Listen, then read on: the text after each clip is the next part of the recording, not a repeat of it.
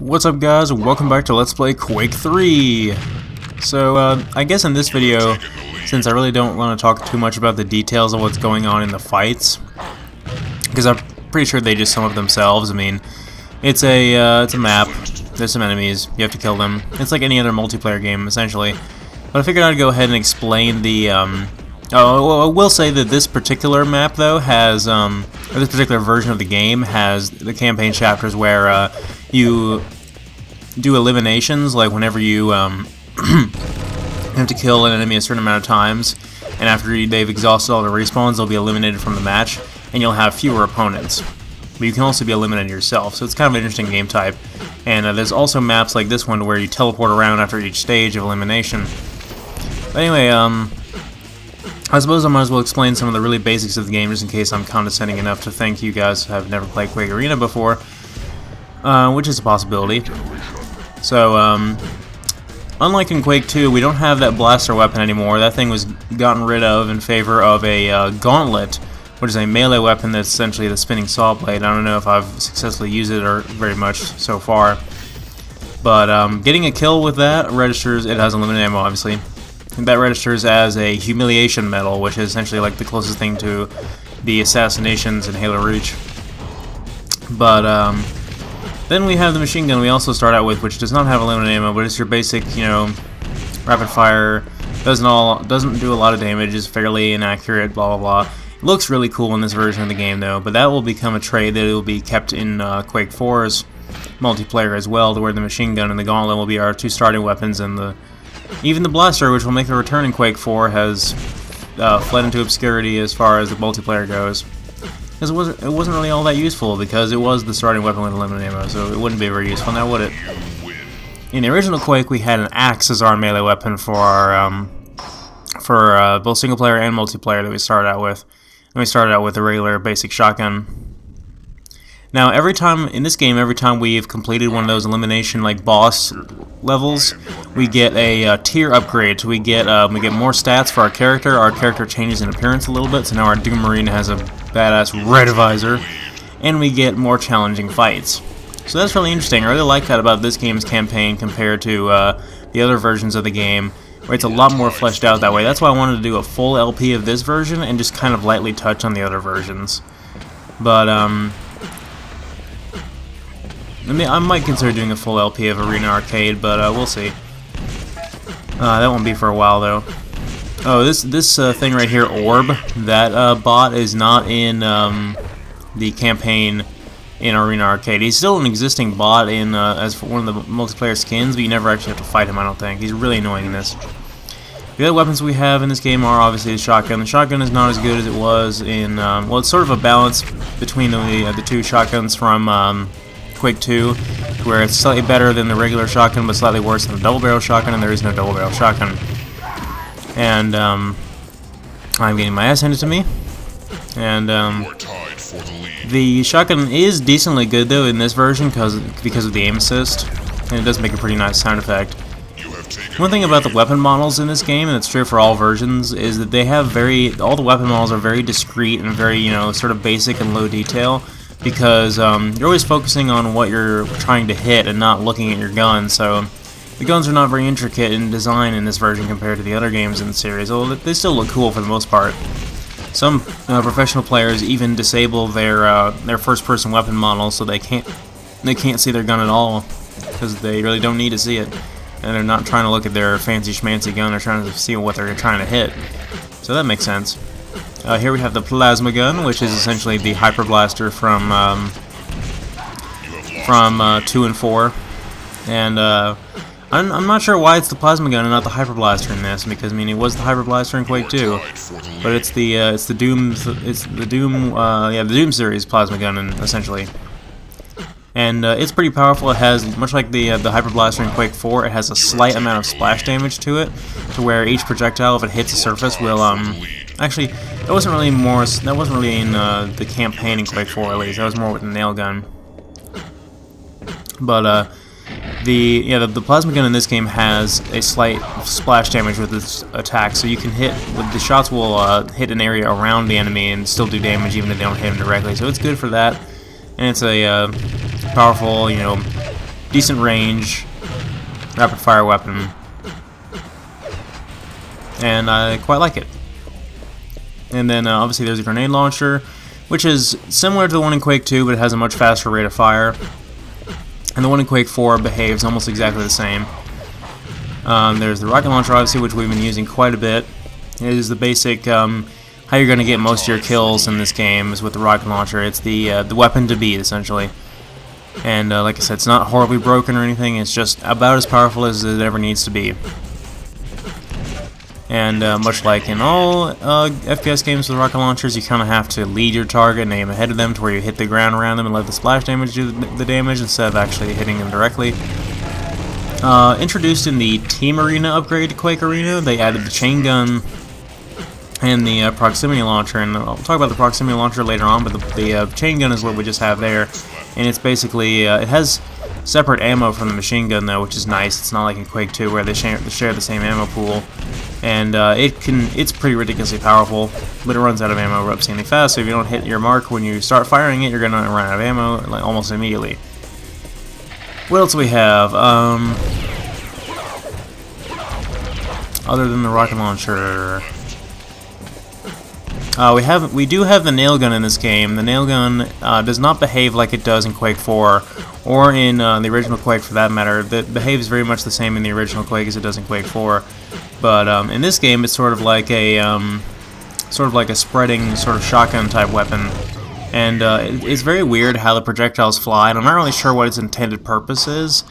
But it's pretty powerful, and it's sort of like the way the nail gun is in Enemy Territory's Quake Wars, where it's basically the strong equivalent of the shotgun, but it's a little bit more well-defined than that. Wow, I failed hard. I just jumped right into a pit at the beginning of the match. And in this map we're going to see, obviously, the best weapon in the game, and most people's favorite weapon in the game, which would be a railgun. The railgun is basically the sniper rifle weapon of the game. In this game we can actually zoom in, but it doesn't have a proper scope until Quake 4. But if we absolutely needed to see someone across the map with it, we could. So it's less challenging to use than it was in Quake 2. And in this version, because we have the aim assist, we can actually hit something with it worth a darn. Unlike in the Arena Arcade version, where you find that the AI will be unrealistically good with it, and you will be incapable of hitting a damn thing with it. I still failed epically there about actually hitting them. Well, this is one of the easiest maps to get the railgun on, though, so I'm not really worried about it. Wow, I still keep missing. This is awful. Like I said, as soon as you hit record, everything goes straight to hell. There we go, okay. Jesus. There we go. There's also the lightning gun, which makes a return in this game. I don't know if I mentioned that yet. But the lightning gun took a coffee break in Quake 2 and was not in there. But it's in every other Quake game. And it's also a staple weapon. Like I was saying in the previous video, the railgun, the rocket launcher, and the lightning gun are going to be your pro weapons, essentially, for having a one-on-one fight for any scenario against a enemy player. But let's see. There's also the BFG 10K from Quake 2 is actually in this. It's only in a handful of maps, and it's obscenely powerful where it is, because it's basically like the plasma gun. If you were to It's basically like combining the plasma gun and the rocket launcher. It's just ridiculously powerful, but it only has like 10 shots, so basically kill everything with it once you start firing it, and then it's out of ammo. Because it's like a rapid fire, but it does like as much damage as the rocket launcher with each shot. So it's not like the one in Quake 2 where you have to charge it up and everything. And it's not like the BFG in the Doom series as well, where you have to do the same thing. But I always thought the BFG in the multiplayer was unnecessary, so that's why I'm glad the Dark Matter gun is not in the Quake 4 multiplayer. Excellent. Now I'm tearing things up with a railgun. But that about does it for all the weapons. I suppose I can explain what the proximity launcher does. The proximity launcher is really only in capture the flag game types, but it essentially is a mine launcher, much like the grenade launcher, that just sets up grenades that blow up in certain proximity of an enemy when it walks in front of it. So that's really about all it does. Then obviously we have the power-ups. We have the haste, which allows you to go twice as fast and shoot twice as fast, and is ridiculously good, but only lasts a certain amount of time. There's this battle suit, which is unique to this version. I'm not sure what it does. It might give us better armor or something. There's the quad damage, obviously. There's double damage in this version, which is not quite as good as quad damage, but probably easier to get. There's the regeneration, which obviously regenerates you and makes it damn near impossible for you to get killed while using it. And a lot of these power-ups are kept in Quake 4, but only certain maps really keep it balanced to where you can have these power-ups on the map and still have a fair match. Because with certain maps, if someone gets the quad damage, it's all over. Like, they just decimate the entire map. So, yeah, a lot of times I'll prefer a map that doesn't have power-ups, so it's more balanced. There's one map in Quake 4, I'm not sure if it's in this game, it has all 3 power-ups on it, and it's just a chaotic mess trying to get to those power-ups.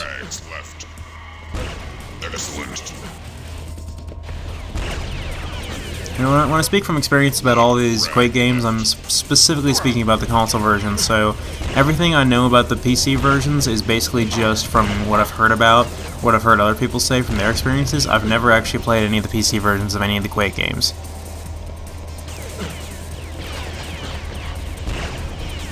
Except for like a demo of Quake 4 and like a handful of the original Quake on the PC. And I'm still failing at hitting this guy. He is so desperate.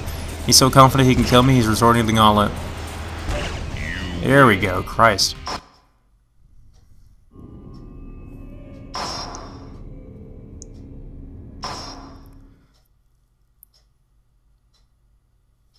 Yeah, there are also certain medals you can be awarded by doing certain things in combat, much like other multiplayer games. There's Excellent, which is 2 frags in 2 seconds, sort of like a double kill in Halo, but harder to get because it's only 2 seconds instead of 4. And but it happens. It actually happens quite a lot. You'd be surprised. And then there's an Impressive, which is 2 consecutive hits with a railgun, to where each 2 shots that you fire in a row both hit a target. I don't think it has to be the same target though. And then there are some other crazy medals, obviously the Humiliation medal, and there's one in Quake 4 where you have to like combo like a rail and a rocket, and it's like really weird, and I don't think I've ever gotten one of those on the Xbox version.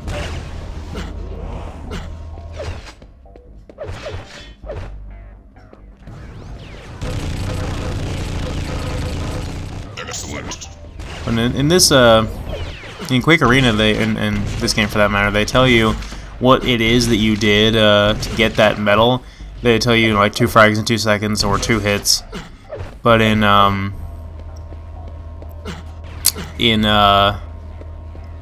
Quake 4, they just say the name of the medal. They just say Excellent or Impressive. They don't bother with that nonsense. So that's kind of nice. I like this map as well. The quad damage is in a nice place.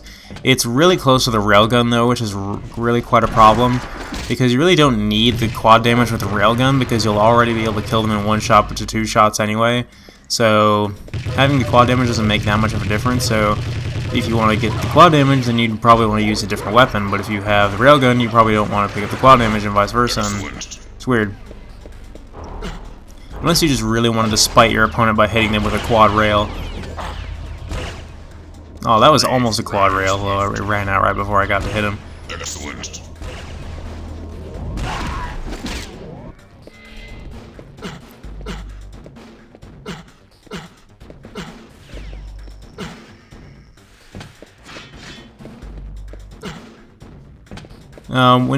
This version has split screen. I think it's the only version that has split screen. The Dreamcast version might have it as well.